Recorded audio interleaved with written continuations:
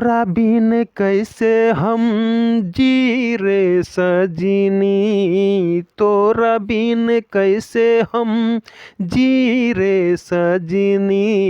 नींदियो ना आवे हमरा राती में, नींदियो ना आवे हमरा राती में।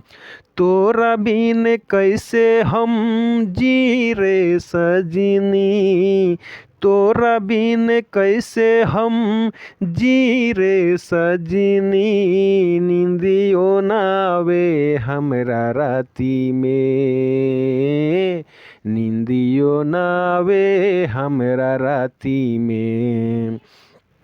तोरा बिन कैसे हम जी रे सजनी, नींदियो ना आवे हमरा राती में, नींदियो ना आवे हमरा राती में। कैसे बताई जान तोरा बिना है, कैसे बताई जान तोरा बिना है।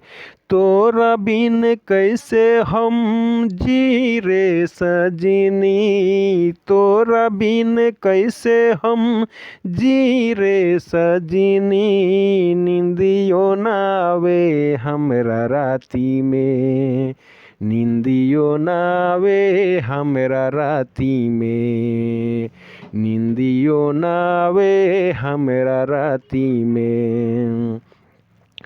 दोस्तों नमस्कार। पहली बात तो आपको सारे भाई लोगों को मैं नमस्कार बोलता हूं। मैं विजय दास अकेला।